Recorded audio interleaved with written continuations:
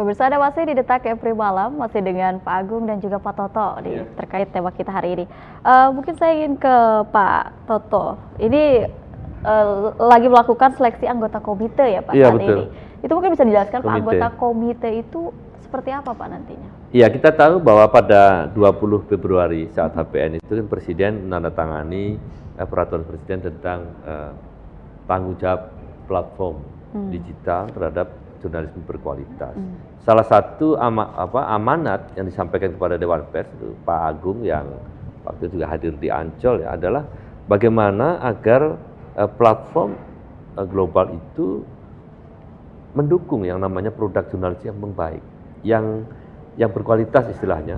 Nah, karena itu turunannya adalah bagaimana kemudian platform ini bekerjasama dengan publisher kita di Indonesia ini. Nah, komite sendiri adalah semacam badan pelaksana dari penanganan kalau ada dispute misalkan atau bernegosiasi. Karena kan gini, produk jurnalistik kita, produk publisher kita, manakala kemudian masuk ke atau dikonsumsi atau ditaruh di platform global, tentu sisinya akan dua tadi. Ada sisi beritanya sendiri, sisi jurnalistiknya, dan sisi ekonominya. Nah, selama ini yang belum tersentuh sisi ekonominya. Karena itulah Perpres mengamanatkan agar juga sekaligus menjaga sustainability dari media, kemudian dilakukan semacam ya bagi yang adil lah kira-kira gitu. Ini kita ada produk jurnalistik atau produk program atau apapun yang kemudian dinaikkan di level global, maka apabila ada istilahnya itu efek ekonominya, maka sebaiknya juga publishernya ini kebagian. Sekarang sebetulnya kondisinya komite ini kami dari tim Sel yang berjumlah 5 orang itu sedang melakukan seleksi untuk memilih maksimal 11 orang. 11 orang ini anggota komite nanti itu 1 orang sesuai amanat ini Perpres 32 dari wakil pemerintah dari Kominfo, kemudian 5 dari Kementerian Polhukam, dan 5 dari unsur Dewan Pers. Nah, unsur yang dimaksud tentu kita pilih ahli-ahli yang memang dibutuhkan untuk apa? Untuk pertama, dia memiliki kapasitas untuk bernegosiasi. Dia paham tentang perdagangan internasional. Dia paham tentang bagaimana melakukan kontrak. Ya. Dia paham betul bagaimana menegosiasikan sesuatu yang selama ini belum ada. Ya, kalau kita lihat misalkan ada suatu berita eksklusif, kemudian itu menarik minat dunia internasional, kemudian mendapatkan kompensasi berupa sisi ekonomi, maka sebaiknya si pembuat atau pencipta ini, wartawan ini, jurnalistik ini atau perusahaan pers itu memperoleh kompensasi.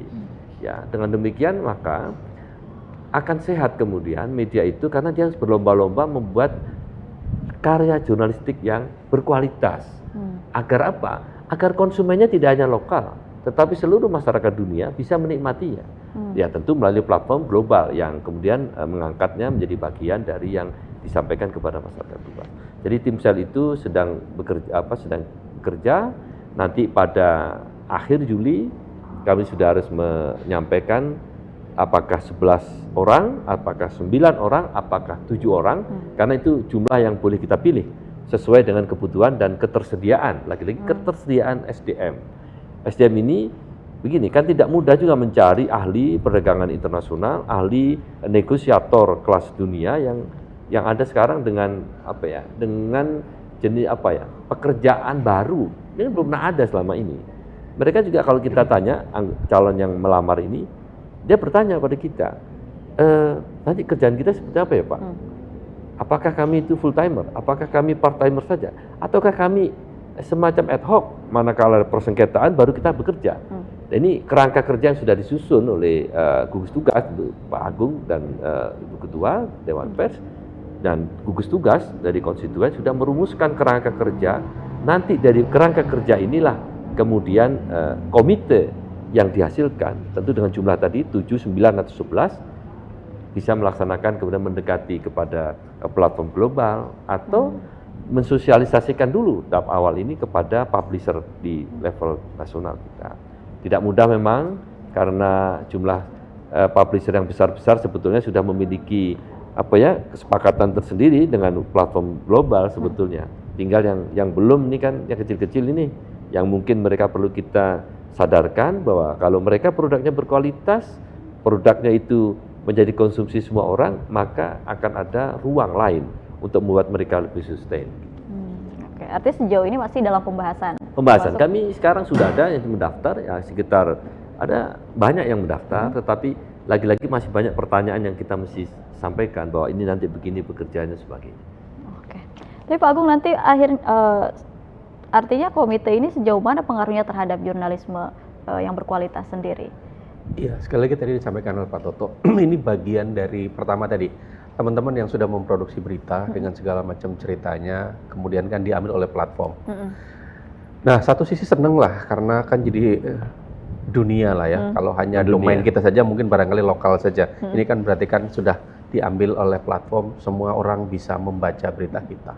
Persoalan berikutnya adalah setelah kita membuat, kan ada cost yang sebetulnya kita keluarkan. Rasanya boleh juga kalau berita kita diambil, kan yang diuntungkan kalau boleh jujur dua-duanya lah ya. Ya medianya diuntungkan, platform juga diuntungkan. Yang tidak kalah penting sekali lagi juga masyarakat. Nah yang menjadi persoalan kalau kemudian teman-teman memproduksi berita itu asal-asalan, yang dirugikan tadi tidak hanya masyarakat, medianya dirugikan. Karena kenapa? Ya tadi ini kan persen publik. Nah apa yang dilakukan dalam hal ini komite tentunya mendorong bagaimana kita bicara dengan platform juga, dengan teman-teman media, ayo kalian membuat berita yang memang berkualitas, didorong juga tadi kepentingan bisnisnya. Jangan tadi punya pemahaman bahwa percuma juga buat barang bagus gitu kan, kami tidak dihargai dari sisi kepentingan bisnis. Kalau yang besar tadi Pak Toto menyampaikan sudah dalam posisi negosiasinya sudah apple to apple lah. Tapi kepada teman-teman yang nunjau di sana, yang notabene banyak juga yang punya berita yang berkualitas gitu kan, yang tentunya tadi masih berharap oh kita boleh dong gitu kan untuk mendapatkan dari si ekonominya juga diperhitungkan. Nah ini menjadi menarik sekali lagi, tugas komite memfasilitasi kalau teman-teman media bisa bicara langsung silahkan. Tetapi ketika itu tidak selesai maka kami memfasilitasi, mencarikan, mendudukan para pihak untuk bisa tadi ada kesetaraan, ukuran bisnis to bisnisnya kita serahkan. Jadi misalnya tadi ada yang sepakat mungkin misalnya mohon maaf ya 40-60, kalau dua-duanya happy ya silahkan. Tapi ada yang merasa, oh enggak, saya 50-50, kalau tidak selesai, tidak cocok, kemudian dianggap ini persoalan yang harus juga ditindaklanjuti, misalnya tidak bisa diselesaikan oleh komite, misalnya larinya ke PKPU atau lain-lain, itu juga memungkinkan. Sehingga sekali lagi teman-teman yang membuat berita, teman-teman media punya kesetaraan. Bukan persoalan kita diuntungkan, tapi sekali lagi dua-duanya punya unsur mutualisme, dan yang tidak kalah penting ekosistemnya jadi sehat, masyarakat publik mendapatkan juga berita-berita yang berkualitas. Ini menjadi penting, pemerintah mendorong untuk hal itu, terutama Dewan Pers concern betul. Jadi jangan sampai masyarakat tadi, balik lagi Mbak Putri dan Pak Toto sampaikan, medianya tumbuh berkembang banyak, tapi sebetulnya mohon maaf isinya jadi sampah gitu kan. Ini menjadi tantangan supaya sama-sama kita bisa menjaga keberlangsungan medianya, bisnisnya tercapai, tapi kualitasnya juga tetap kita jaga. Artinya Pak Toto ini nanti akan berjalan, kira-kira akan berjalan dalam waktu dekat kah atau seperti apa? Kan amanatnya itu Agustus harus diberlakukan Perpres ini. Jadi Perpres itu ketika Presiden menandatangani pada 20 Februari kemarin, ya. Kemudian 9 sebetulnya, tapi kan acara HPN itu mundur tanggal 20. Maka 6 bulan kemudian, itu artinya pada tanggal nanti 20 Agustus, itu berlaku. Ketika itu berlaku, maka semua akan kena, terikat dengan peraturan, baik itu publisher nasional maupun platform global. Nah, karena itulah maka ya sudah ada sekarang siapkan perangkatnya, perangkat yang tersedia untuk menjembatani manakala ada dispute, ada perselisihannya dengan komite itu. Mudah-mudahan komite ini, meskipun dalam tahap awal kita masih takut kayak apa nanti kira-kira ya, tapi kita cobalah. Awal biasanya sulit, tetapi setelah berjalan kita tahu bagaimana cara membuat prosedurnya jalan dan negosiasinya jalan. Saya kira itu ya. Tidak terasa waktu kita sudah mau hampir habis, Pak Agung, Pak Toto, sebenarnya pembahasan masih banyak ya ini. Tapi tentu saya ingin memberikan waktunya kepada Pak Agung dan juga Pak Toto untuk closing statement terkait jurnalisme berkualitas di era saat ini. Mungkin dimulai dari Pak Agung. Ya, Monggo, baik Pak. Mbak Putri dan Pak Toto serta para pemirsa Batam TV. Hari ini sekali lagi tantangannya sudah begitu masif ya. Bagaimana kita komunitas pers gitu kan menunjukkan eksistensinya, kepercayaan publik menjadi sangat dominan, menjadi sangat penting gitu kan. Karena sekali lagi ini media adalah bisnis kepercayaan. Jadi ketika kita memproduksi berita asal-asalan, yang dirugikan bukan hanya publik, bukan hanya masyarakat, tetapi medianya juga jadi dirugikan. Dan tentunya tadi implikasinya ketika publik tidak percaya dengan apa yang kita produksi, maka tentunya media akan ditinggalkan. Sekali lagi itu. Kedua, dengan tantangan situasi era yang sudah digital gitu kan, tidak merubah, teknologi boleh berubah, teknologi boleh berkembang, itu keniscayaan yang tidak bisa hindari. Tetapi sekali lagi etika, perilaku gitu kan, kaitan dengan kaidah-kaidah jurnalistik itu menjadi penting. Etika tadi Pak Toto betul menjelaskan sangat detail bahwa etika di atas segalanya. Ada hal yang harus kita hormati. Betul memang faktanya demikian. Tapi bagaimana kita mengemasnya dengan benar dan baik, dengan mempertimbangkan, dengan memegang teguh etika. Ini menjadi penting. Sekali lagi, jurnalis barangkali sudah menjadi pilihan kita semua. Ada kehormatan yang harus kita jaga. Kita yang harus bisa menjaga pilihan profesi kita, sehingga tadi sekali lagi kualitas jurnalistiknya semakin baik. Baik, terima kasih Pak Agung. Sama-sama. Ya. Pak Toto, monggo closing statement-nya. Iya, menyambung yang Mas Agung sampaikan bahwa ini kita ada hajat besar itu pilkada, ya nggak main-main ini. Kita belum tahu seperti apa karena pilkada serentak barangkali yang pertama ya kalau kita boleh sampaikan. Dan ini tentu menuntut kita semua, para wartawan terutama harus bisa menjaga diri, menjaga marwah jurnalistik, menjaga marwah pers agar pers betul-betul menjadi kalau kita boleh bilang itu penyemangat demokrasi, ya. Penyemangat masyarakat untuk datang ke kotak-kotak bilik atau bilik suara untuk mencoblos, menunjukkan partisipasinya tinggi.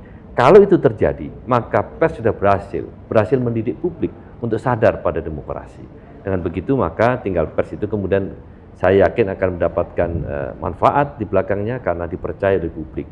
Jadi pers dan demokrasi bisa sejalan seiring dan akan bermanfaat kepada masyarakat banyak.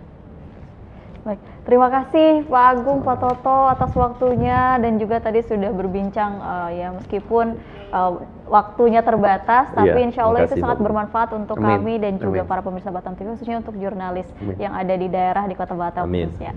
Ya, dan pemirsa, saya Putri Yulianti Amini, pamit undur diri. Terima kasih dan sampai jumpa.